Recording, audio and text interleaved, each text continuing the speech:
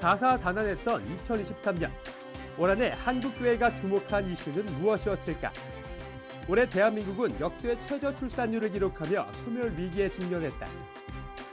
3월에는 다큐멘터리를 통해 이단의 실체가 드러나면서 대한민국 전체가 분노하기도 했고, 지난 여름엔 한 초등학교 교사가 극단적인 선택을 하면서 무너진 교권을 다시 세워야 한다는 목소리가 커지기도 했다.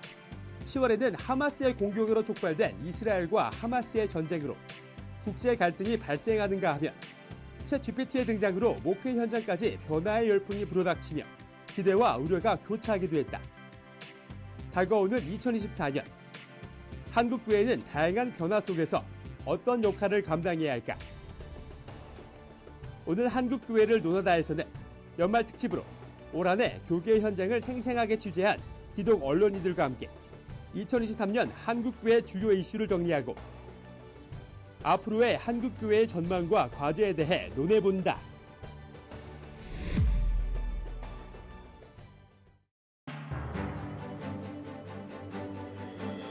안녕하십니까. 한국교회를 논하다 진행을 맡은 박찬호 교수입니다. 다사다난했던 한 해가 저물어가고 있습니다. 2023년 한국교회는 올 한 해도 열심히 걸어왔는데요. 하나님께 잘했다 칭찬받을 일도 잘못했다 책망받을 일도 있을 것입니다. 그래서 오늘 한국교회를 논하다에서는 올해 한국교회의 주요 이슈를 짚어보면서 한 해를 정리하고 결산하는 시간을 가지려고 합니다. 사랑하는 한국교회를 위해 기도하는 마음으로 연말 결산 방송 함께해 주시기 바랍니다. 말씀 나눠주실 출연자들을 소개하겠습니다. 2023년 교계 현장에서 생생한 취재로 한국교회와 동행한 기독 언론인 세 분을 모셨는데요. 먼저 한국성결신문의 황승영 기자 나오셨습니다. 반갑습니다. 안녕하십니까. 기독교연합신문의 이현주 기자 자리하셨습니다. 예, 반갑습니다.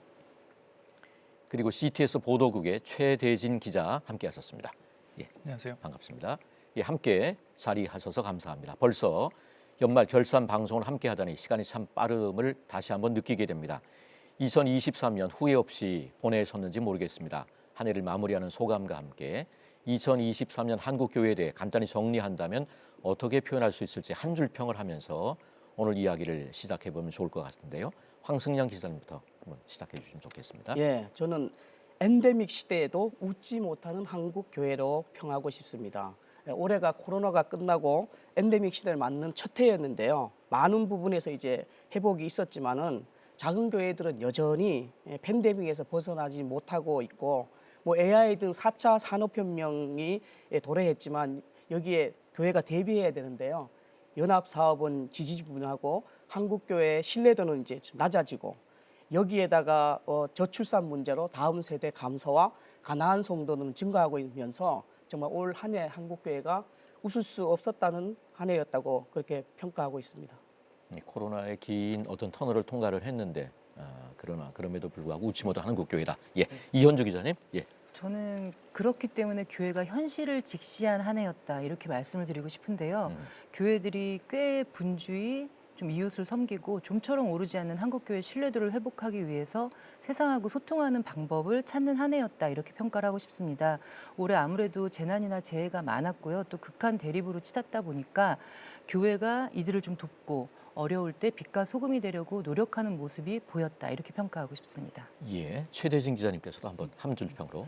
네, 방금 말씀하셨던 것처럼 어려운 이웃을 위한 다양한 섬김과 나눔을 올해도 실천했던 한국교회였다 생각합니다. 아쉬운 점을 말씀드리자면 올해도 경색 국면에서 벗어나지 못했던 남북관계, 그로 인해서 통일 선교 부분도 위축될 수밖에 없었고요. 특히나 중국이 아시안 게임이 끝나자마자 탈북민 강제 북송한 것은 매우 안타까웠습니다. 예, 한 해를 마무리하는 이맘때쯤이 되면 각 분야별로 10대 뉴스를 뽑곤 하는데요. 2023년 교계에도 다양한 여러 가지 뉴스가 있었을 것 같습니다. 방송 전에 미리 세 분 기자님께 한국교회 10대 뉴스를 뽑아달라고 부탁드렸는데 어떻게 선정하셨는지 한 분씩 소개를 부탁드리겠습니다. 먼저 이현주 기자께서 뽑으신 2023년 한국교회 10대 뉴스부터 볼까요? 네, 저희 기독교연합신문 기자들이 함께 10대 뉴스를 뽑아봤는데요. 아무래도 이단 경각심을 일으켰던 나는 신이다 방송에 대한 부분, 또 말씀하신 대로 챗 GPT가 등장하면서 AI 시대가 열리는 부분, 또 튀르키예 지진과 또 잼버리 대회가 열렸을 때 위기 상황에서 한국교회가 섬겼던 것들, 또 한국교회 이대 교단으로 도약하면서 백석총회가 설립 45주년을 맞아서 굉장히 약진했다 하는 부분, 또 그 여성 사역자 지위에 관해서도 항상 관심이 많은데요. 올해는 좀 희비가 교차한 한 해가 아니었나, 에큐메니칼 운동이 흔들리는 부분도 있었고요. 이런 여러 가지들을 한번 뽑아봤습니다. 예, 이어서 CT에서 최대진 기자께서 어떻게 선정하셨는지 한번 보도록 하겠습니다. CTS 보도국에서는 저출산 문제에 대해서 1위로 뽑았고요. 뭐 말씀드리자면 지금 출산율이 역대 최저치를 기록했고 또 뭐 정치 이념 갈등 심화, 법원에서 성별 정정 허가 결정 등으로 국내에서 다사다난했던 한 해였습니다. 무엇보다도 역대 최저 출산율을 기록하면서 저출산 문제에 대한 심각성이 대두됐고 한국교회가 이를 극복하고자 아동돌봄 시설 확충이란 카드를 꺼내 제안했습니다. 특히 한국교회 최초로 부활절을 맞아 코리아 퍼레이드란 대규모 축제를 개최한 것이 올해 기억에 남습니다. 예, 이번에는 한국성결신문 황승영 기자께서 뽑으신 10대 뉴스 함께 보도록 하겠습니다. 네, 뭐 앞서 두 분이 하신 10대 뉴스랑 뭐 크게 다르진 않는데요. 좀 다른 것을 좀 소개한다 그러면 우선 코로나 시대에 잃어버린 영혼을 전도하는데 활발했다고 그렇게 평가돼서 이렇게 뽑아봤는데요. 엔데믹 시대 끝나고 잃어버린 영혼 찾는 일에 특히 성결교회가 많이 앞장섰는데요. 한성도 한영혼 이제 죽게로라는 그런 표현으로 대대적인 전도 운동도 하고 지역 교회들이 함께 품앗이 전도도 하면서 또 작은 교회한테는 또 전도를 직접 지원하는 그런 캠페인이 많이 벌어졌습니다. 예. 두 번째는 좀 아쉬운 그런 평가인데요. 교인들이 감소하고 또 교역자가 또 구인난이 한국교회가 굉장히 심각했습니다. 또 가나안 성도는 여전히 증가하고 있는 추세라서 교인 감소, 교역자 감소, 가나안 성도 증가로 또 뽑아봤고요. 마지막으로 웨슬리안 교단 연합운동이 활발했다고 뽑았는데요. 올해 한국교회 연합이 좀 지지부분했습니다. 그 한교총과 한기총 뭐 연합도 불발되고 교협의 리더십도 흔들리고 그런데 반면 이제 웨슬리안 교단들은 거의 못지않게 활발하게 교류했다 그래서 그 점을 한번 뽑아봤습니다. 예, 세 분이 선정하신 10대 뉴스를 보니까 올해의 일들이 파노라마처럼 쭉 스쳐 지나가는데요. 한국 교회 내의 이슈도 있고 사회적인 이슈들도 있는데요. 그럼 하나씩 차례로 짚어보도록 하겠습니다. 우선 올 한 해 세계인들의 가장 간절한 소망을 한 가지 뽑자면 세 분 기자님께서 말씀하신 여러 내용 중에 나옵니다만은 여러 전쟁 소식 가운데 평화가 아니었을까 싶습니다. 우리나라는 정전 70주년을 맞이한 해이기도 하고요. 러시아 우크라이나 전쟁, 또 이스라엘과 하마스 전쟁까지 많은 사람들이 전쟁으로 고통받는 한 해였는데요. 그래서 이제 세 분 모두 공통적으로 이 뉴스를 뽑아주셨습니다. 이현주 기자께서 자세히 이 부분 짚어주시면 좋을 것 같습니다. 네, 사실 아무래도 지난해 러시아와 우크라이나 전쟁이 났을 때 21세기에 이렇게 큰 전쟁이 날 수 있을까라는 우려들을 했고 그것이 이렇게 2년 가까이 장기간 될 거라고 생각을 하지 못했습니다. 그런데 올해 아시다시피 이스라엘 또 하마스 전쟁이 나면서 너무나 많은 민간인 사상자들이 발생하고 피해를 입고 있는데요. 그 통계를 보면 우크라이나 러시아 전쟁으로 인한 민간인 사망자가 1년 6개월 기준으로 10,000명이 넘었다고 합니다. 그런데 이스라엘과 하마스 전쟁은 불과 2개월 만에 한 2만 명에 가까운 사망자가 나왔습니다. 예. 그 2만 명 중에는 어린이가 8,000명, 여성이 6,000명으로 이 정말로 보호받아야 될 약자들이 정말 전쟁으로 인해서 어처구니 없이 죽어갈 수밖에 없었던 이런 전쟁의 비극을 저희가 목격한 한 해였다 이렇게 생각이 드는데요. 한국교회가 많이 돕고 또 기도해야 된다는 생각을 했습니다. 또 이렇게 전쟁이 벌어지는 것을 보면서도 우리나라도 참 불안하다.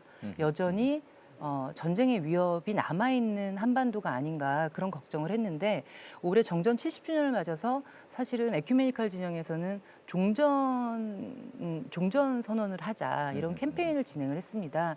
그런데 이 에큐메니칼권의 종전 선언 캠페인에 대해서 또 일부 보수권에서는 잘못하면 미군 철수로 이어질 수 있다 이런 반발을 하면서 일부 교단에서는 이 캠페인을 취소하는 해프닝을 벌이기도 했고요.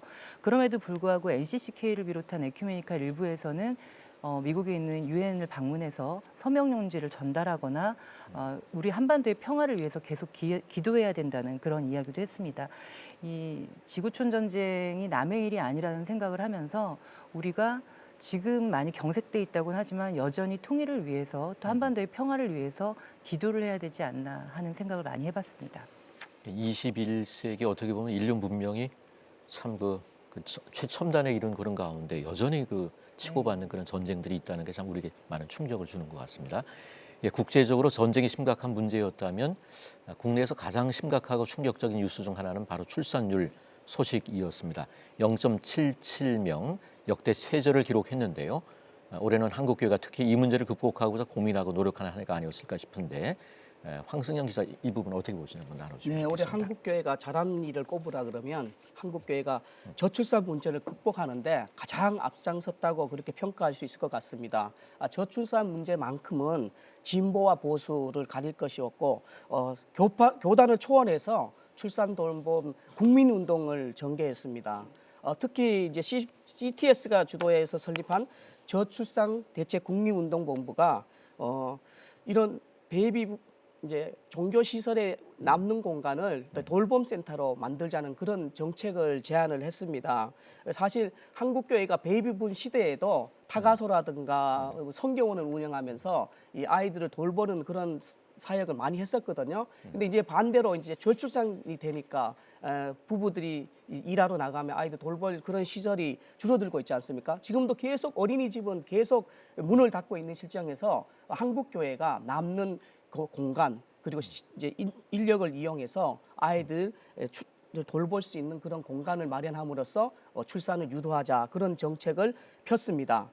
캠페인뿐만 아니라 다양한 이제 정책적인 제안도 했는데요. 대표적인 것이 이제 교계에서 만든 사회발전연구원이라고 있는데 여기서 결혼과 동시에 2억 원을 그냥 무이자로 빌려주자. 그리고 그 이후에 아이들을 2명 이상 출산할 경우에는 그 돈을 그냥 무상으로 지원하자는 그런 정책을 이제 정부에 제안했고 또 그런 지금 운동을 서명 운동을 지금 벌이고 있습니다. 또 이런 단체뿐만 아니라 개교회들도 이런 출산 운동에 출산 장려 운동에 그렇게 동참을 했는데요. 그게 대표적인 게 출산 장려금 제도입니다. 교회 내에서 아이가 태어나면 한 명 태어나면 뭐 100만 원, 2명은 200만 원 이런 식으로 이렇게 출산을 네 명이면 3개 많이 주죠. 예. 그래서 그런 식으로 이렇게 출산을 이렇게 장려를 했습니다. 심지어는 이제 우리 교단에서는 젊은 남녀를 결혼하라고 커플을 맺어주는 그런 사역도 지금 벌이고 있을 정도로 한국 교회가 결혼과 저출산 극복을 위해서 정말 혼선의 힘을 다하고 있다는 그런 것이 좋은 일이었다고 생각합니다. 예, 저출생 문제 굉장히 심각한 국가적인 또 교회적인 위기의 상황인 것 같은데요. 가장 큰 문제로 지적되는 게 아마 양육의 문제인 것 같은데 최대진 기자님께서는 아동 돌봄 서명 운동 35만 명 돌파를 10대 뉴스 중 하나로 선정하기도 하셨는데 서명 운동의 의미를 한번 짚어주시면 좋을 것 같습니다. 네, 현재 국가 소멸론이 거론될 만큼 저출산 문제는 심각한 상황입니다. 앞서 황 기자님 말씀하신 것처럼 전국 종교시설에 돌봄센터를 갖추는 방안은 주중 유휴 공간입니다. 쉬고 있는 공간들을 종교시설을 이용해서 영유아 돌봄 시설을 설치해서 운영하자는 제안인데요. 사실 이를 위해선 법제화가 필요했고 저출생 대책 국민운동본부가 법제화 추진을 위한 아동돌봄 서명운동을 추진했습니다. 한국교회가 적극 나서며 활발히 진행됐는데요. 이미 35만 명이 동참했습니다.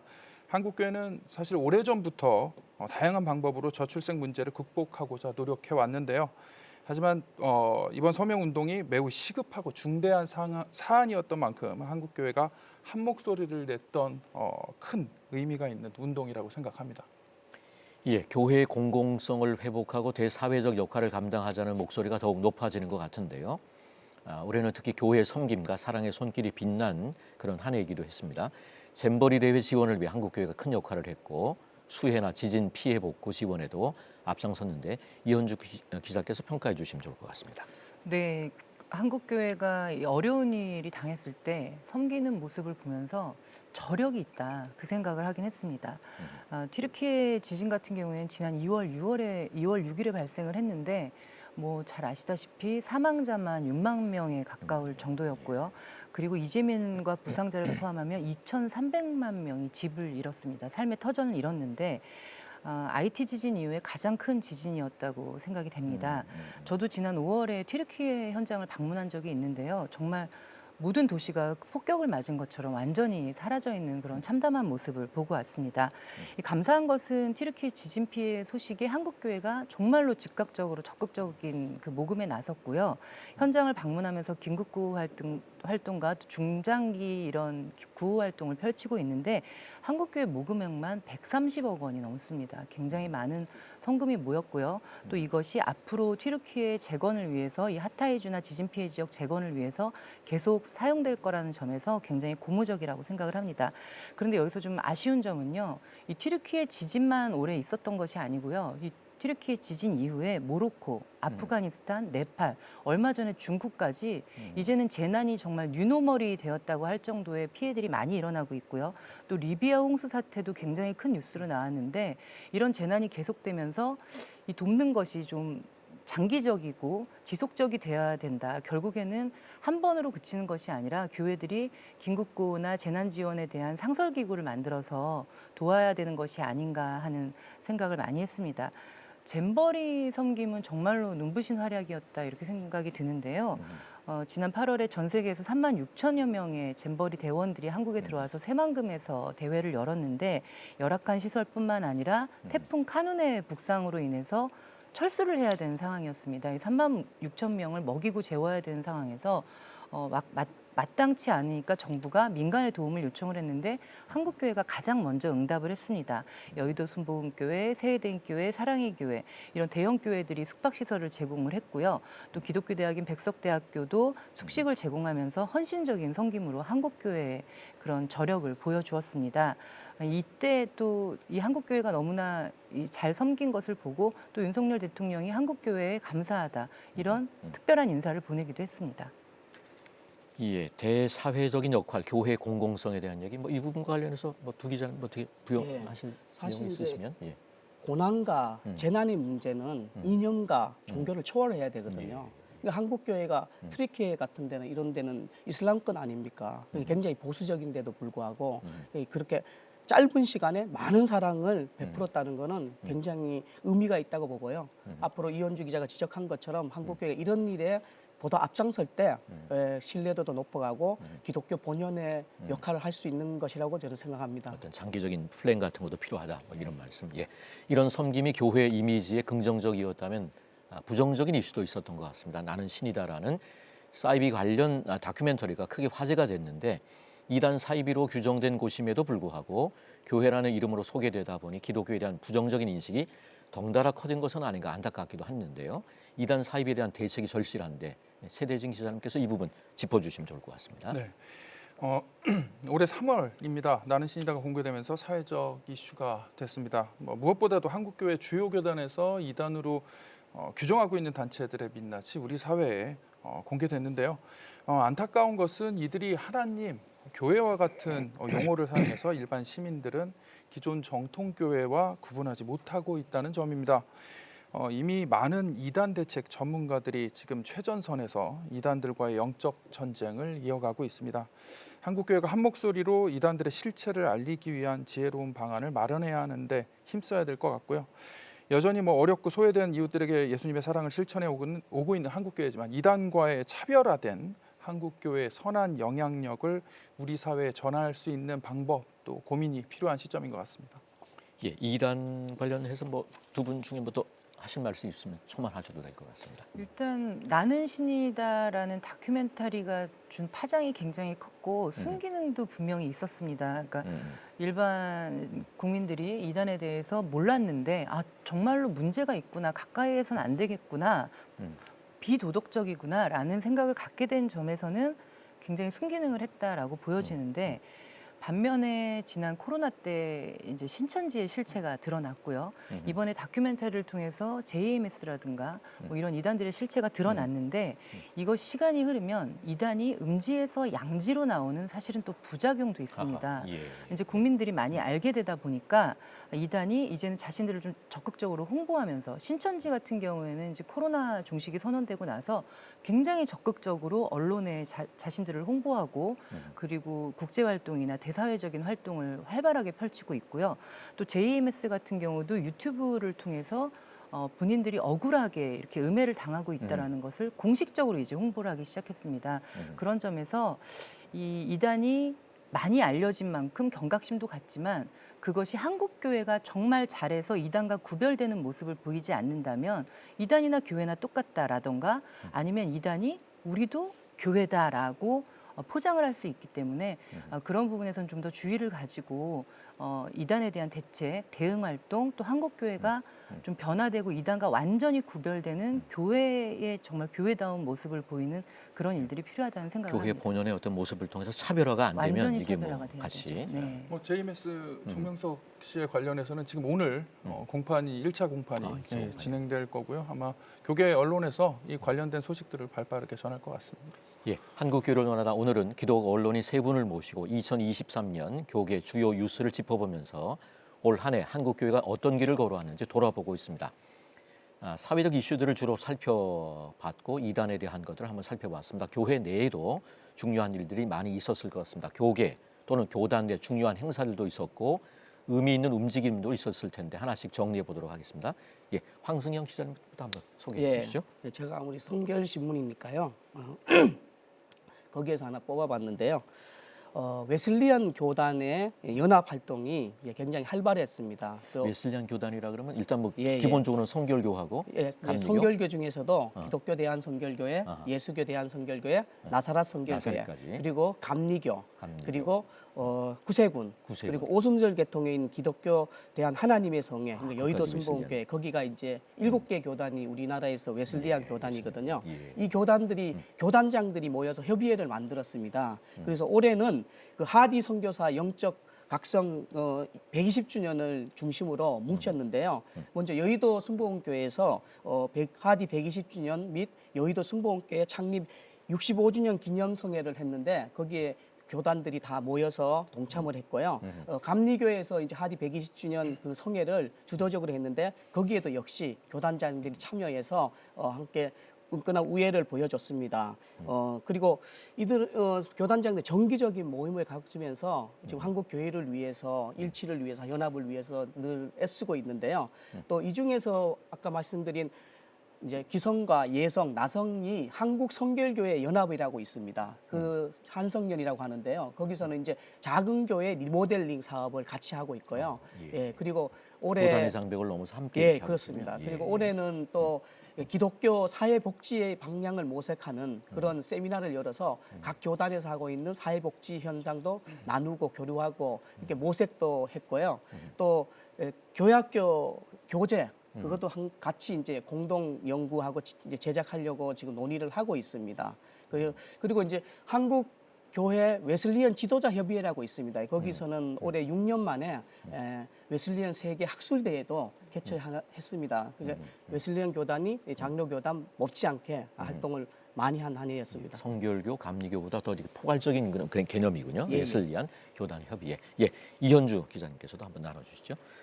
네, 아무래도 지금 한국교회 현실에 대해서 말할 때 정체됐다, 침체되고 있다, 쇠퇴하고 있다 이제 이런 표현들을 많이 쓰시는데 올 한 해 유독 성장했다, 부흥했다, 도약했다라는 단어가 어울리는 교단이 바로 백석총회가 아닌가 싶습니다. 설립 45주년을 맞아서 올 한 해 한 17개 정도에 이르는 다양한 기념 사업들을 진행을 했습니다.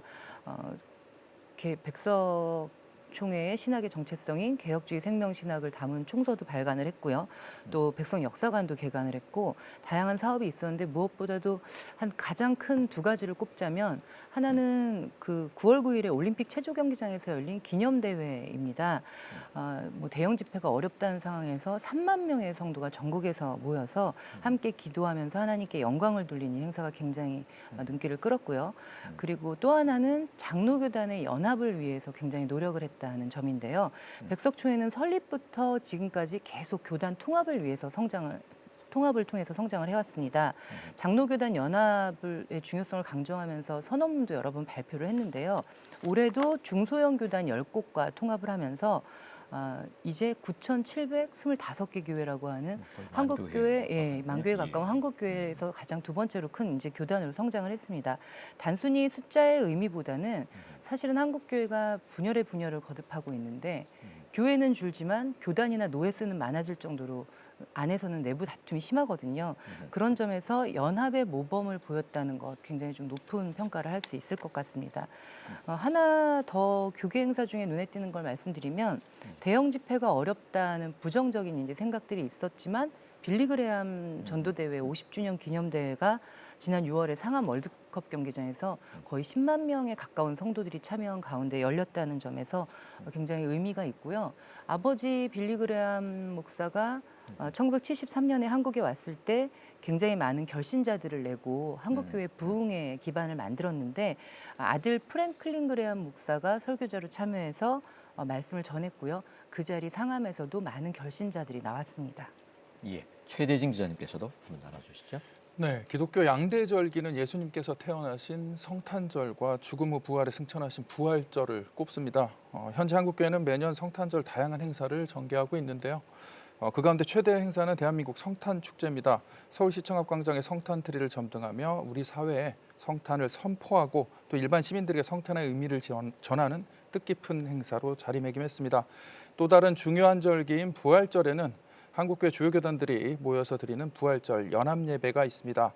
하지만 일반 시민들은 사실 부활절이 언제인지조차 잘 날짜도 모릅니다. 왔다 갔다 하죠. 네. 성탄절은 딱 정해져 있는데. 그래서 한 예로 부처님 오신 날은 잘 알고 있거든요. 근데 서울 한복판에서 연등 행사를 진행하니까요. 그래서 예수님의 부활의 기쁨을 나누고자 한국교회에서 마음을 모아서 대규모 축제를 마련했고 그게 바로 부활절 퍼레이드입니다.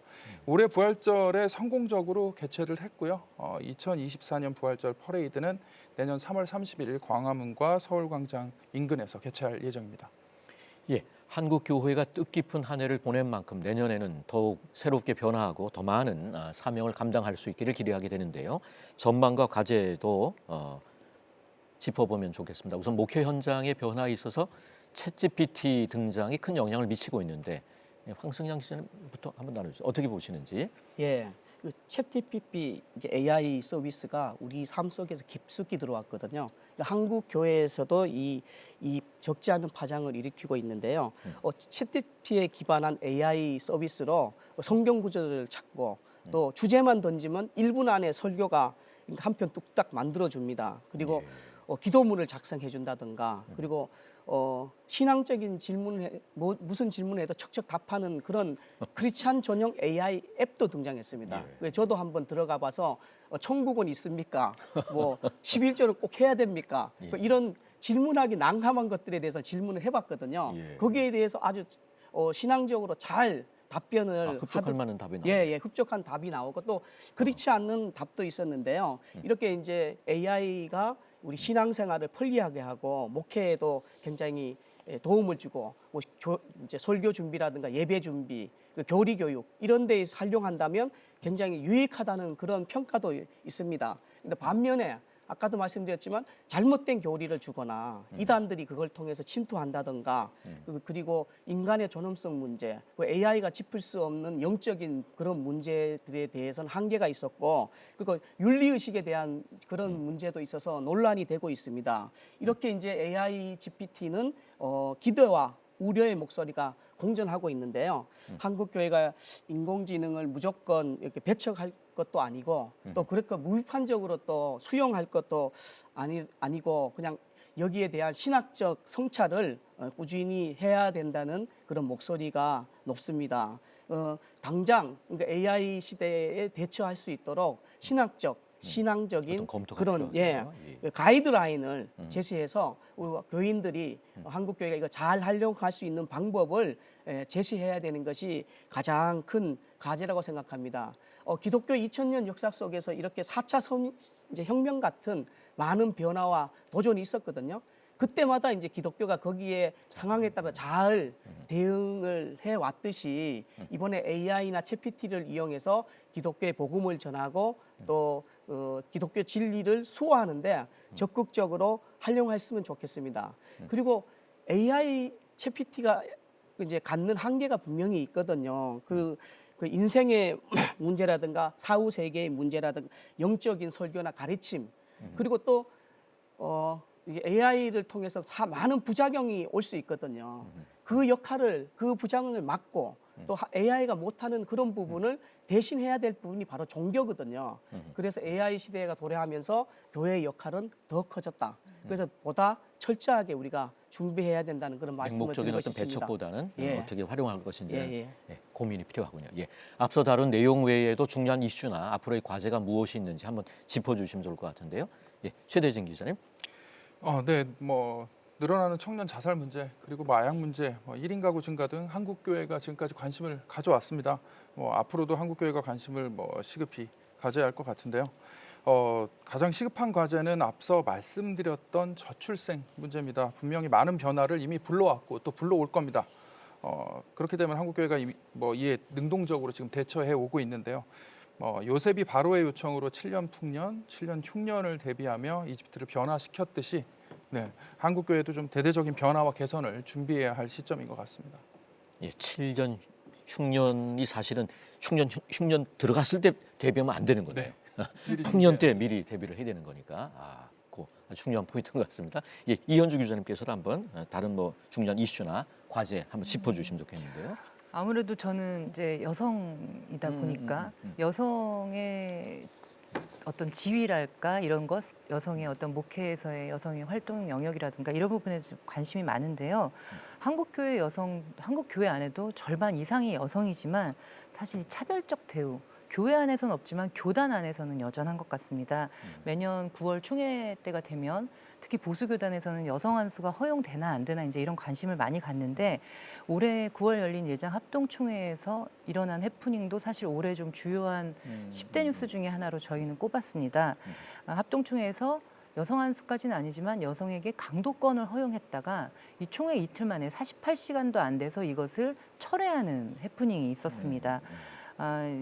이 잉크가 마르기도 전에 뒤집었다 이제 이런 말을 하는데 교단 내 여성 사역자들을 무시하고 우롱했다. 그래서 지금도 이 여성 사역자들이 총회본부 앞에서 1인 시위를 펼치고 있습니다. 반면에 여성의 지위를 굉장히 보장해 준 교단도 있었는데요. 한국교회 최초로 여성 교육자의 출산 휴가를 법제화한 교단이 감리교가 있었습니다. 예, 10월에 감리교 총회에서 진급 중인, 그러니까 전도사나 이런 진급 대상이 되고 있는 여성 교육자에게 출산 휴가를 보장하는 모성보호법을 통과시켰습니다.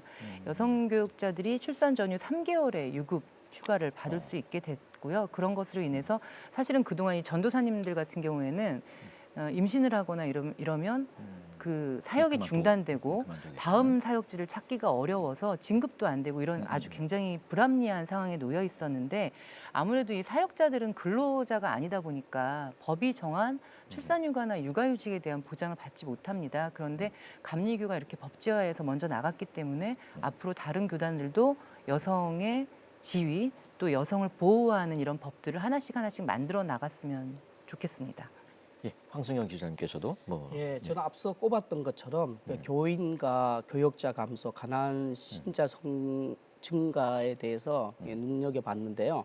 물론 외형적인 성장이 중요한 건 아니지만 외형이 성장해야만 성숙도 되고 또 한국교회가 역할을 하는 것이기 때문에 이런 문제를 좀 신중하게 생각해야 되겠는데요. 코로나 엔데믹 시대를 접어들었지만은 이 교인들이 이제 상당히 줄어들고 있어요. 한국 기독교 목회자 협의회가 3월에 발표한 한국 기독교 분석 리포트 조사 결과에 따르면 개신교 비율이 점점 낮아지는데요. 2012년도에 22.5%였는데 올해는 15.5%로 그렇게 떨어졌습니다. 이런 추세라면 10년 뒤에는 기독교 인구가 10.2%까지 떨어질 것이라고 우려되고 있습니다. 여기에 이제 가나안 성도들, 명목상 기독교인이라고 말하죠. 이것은 반대로 굉장히 증가하고 있는데요. 그 가나안 성도 비율이 2012년에는 10.5%였습니다. 근데 올해는 무려 30% 가까이 육박하고 있고 우리 기독교 인구가 771만 명으로 이렇게 집계되는데요. 그 중에서 가나안 성도들이 무려 226만 명에 이른다는 집계가 나왔습니다. 그래서 이런 문제를 한국교회가 본교단적으로 좀 심각하게 이제 생각하고 대처해야 될 거라고 생각하는데요. 또 다른 하나의 현상을 짚으라 그러면 이 한국교회가 지금 부교역자를 구하는데 굉장히 힘들어하고 있습니다. 그래서 예전에는 지방에만 이제 부교육자 구하기가 어렵거든요. 지방의 경우에는 1년 내내 청빈 공고를 내도 지원하는 부교육자들이 없고 특히 교육전도사들 이런 사람들이 워낙 지금 부족한데요. 심지어는 4년 동안 부교육자를 못 구하는 교회도 있었습니다.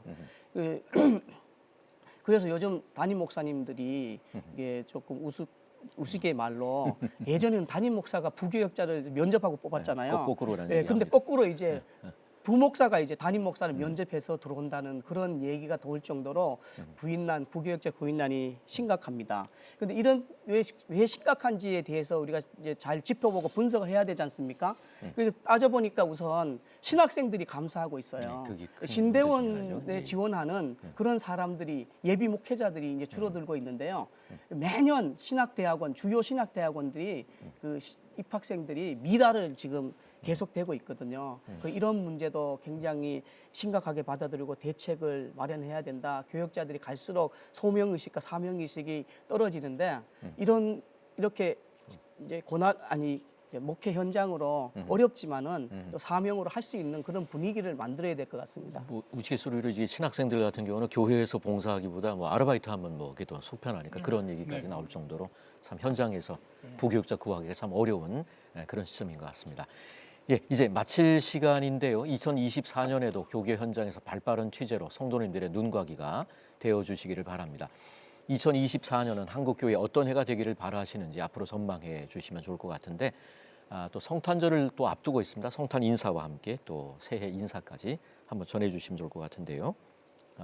최대진 기자님부터 하실까요? 네, 예. 뭐 사실은 기후 위기에 대한 문제는 뭐 몇 해 전부터 계속돼 왔는데요. 올해는 이 부분에 대해서 좀 약했던 부분이 있었던 것 같습니다. 활동도 그렇고 뭐 매체에서도 다루는 것도 그렇고요.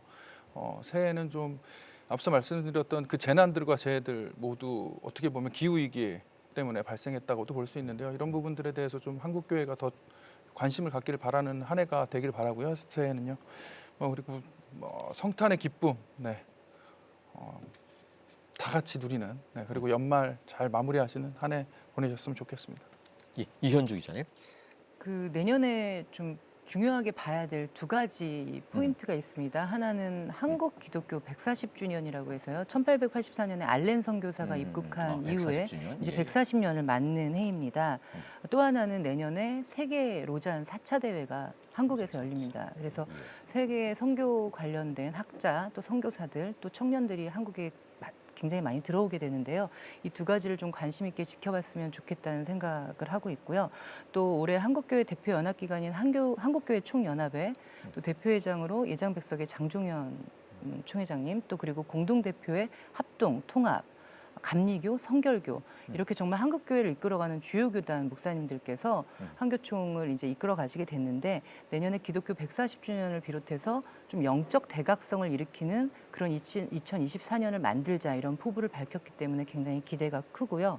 또 로잔 4차 대회 같은 경우에는 앞으로 한국 선교 또 세계 선교가 나아갈 방향성을 좀 큰 틀을 잡는다는 점에서 이 로잔 대회 이후에 좀 선교가 좀 더 활발하고 이 시대에 맞는 선교가 이루어질 수 있다는 점에서 내년 9월에 좀 관심을 갖고 지켜봤으면 좋겠다는 생각이 듭니다.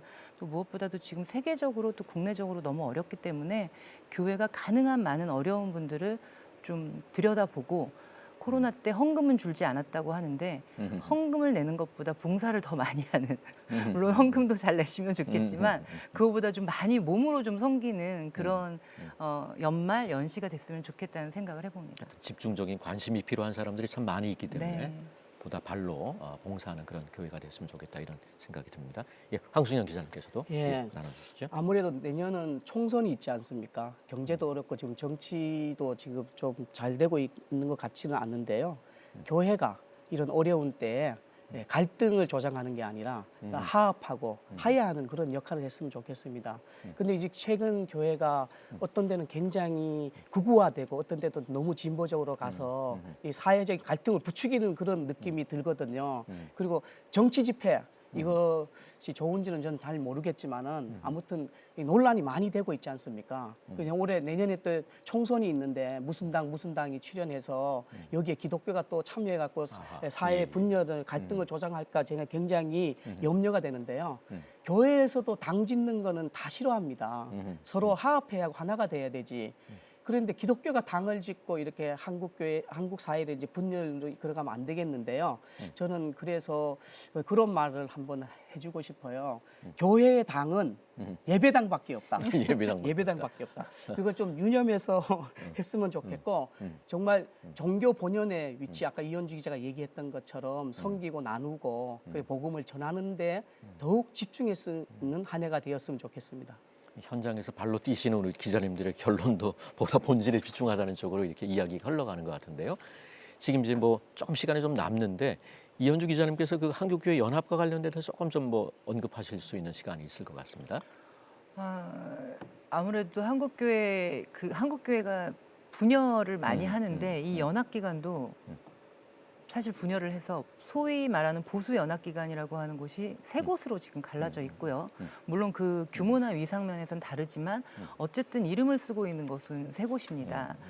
그리고 에큐메니컬 건 같은 경우도 올해 굉장히 많은 내홍을 겪었습니다. NCC 감리교회에서 NCC를 탈퇴하겠다라는 이런 얘기가 나오면서 또 NCC 총무가 중도에 사퇴하는 일도 있었고 교체되는 일도 있었는데요.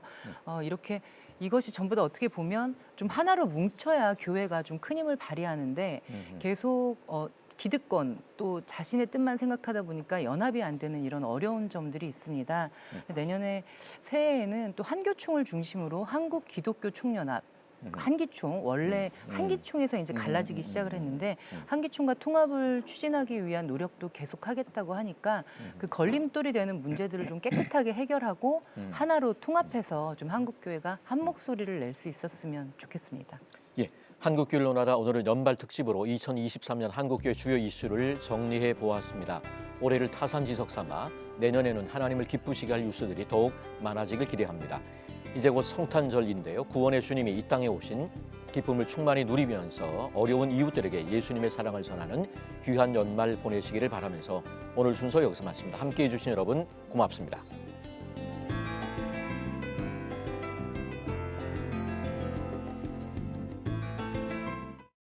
이 프로그램은 여러분의 미디어 선교 후원으로 제작되었습니다. 선교는 사명, 후원은 동역. 당신도 복음을 전할 수 있습니다. 선교 후원 02-6333-1003번